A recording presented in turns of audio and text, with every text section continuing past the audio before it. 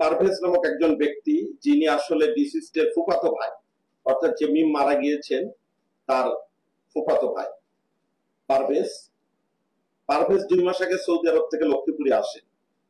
গত 2 মাস যাবৎ পারভেজের প্রচন্ড টাকার অভাব ছিল, কারণ তার একদিকে এনজিও থেকে নেওয়া লোন ছিল, আরেকদিকে পারভেজের ব্যাংকে যে টাকা ছিল সেটা সে তুলতে পারছিল না। এই সকল কারণে পারভেজের বক্তব্যে যেটি উঠে এসেছে, সে আসলে টাকার কারণে তার ফুফাতো বোনের বাড়িতে যায়।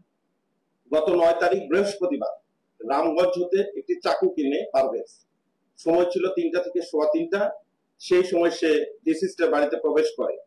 প্রথমে মামি ও মিম তাকে আমরা আপেল খেতে দেয়, তারপর সে মিমের সঙ্গে 2য় তলায় যায় পারভেজ। মিম তার সাথে থাকা চাকু থেকে চিৎকার দিলে পারভেজ মিমের সঙ্গে ধস্তাধস্তি শুরু করে এবং মিম মামাকে বলে দিতে পারে।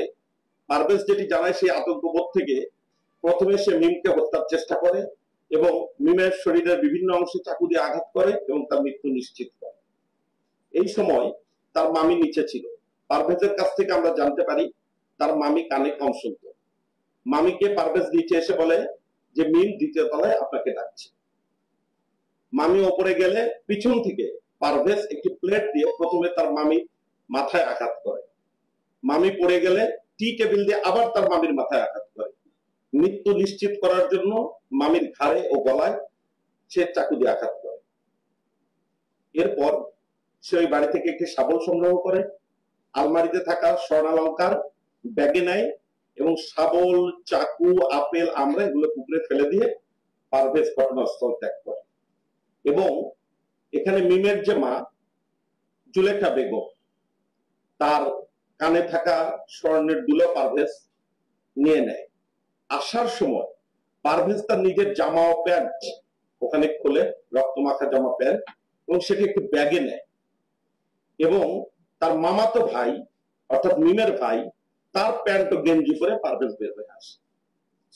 রামগঞ্জের একটি খালের কাছে পারভেজ এসে পৌঁছালে সে খালের মধ্যে এই ব্যাগটি ফেলে দেয়, তার প্যান্ট এবং গেঞ্জি। পারভেজ যখন ওই বাড়ি থেকে বের হয়ে আসে, তার 5 থেকে 10 মিনিট পর মাগরিবের আজান হয়। পারভেজ মামার বাসা থেকে বের হয়ে সে সরাসরি লক্ষ্মীপুরে তার শ্বশুর বাড়িতে চলে আসে।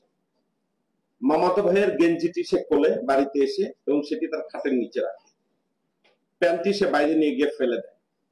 পরবর্তীতে লক্ষ্মীপুরে ওই দিন সন্ধ্যার সময় লক্ষ্মীপুরের একটি দোকানে কিছু স্বর্ণ বিক্রি করে এবং লক্ষ্মীপুরের আরেকটি দোকানে সে 2-1 দিন পরে স্বর্ণ বিক্রি করে। বাকি স্বর্ণালঙ্কার নিয়ে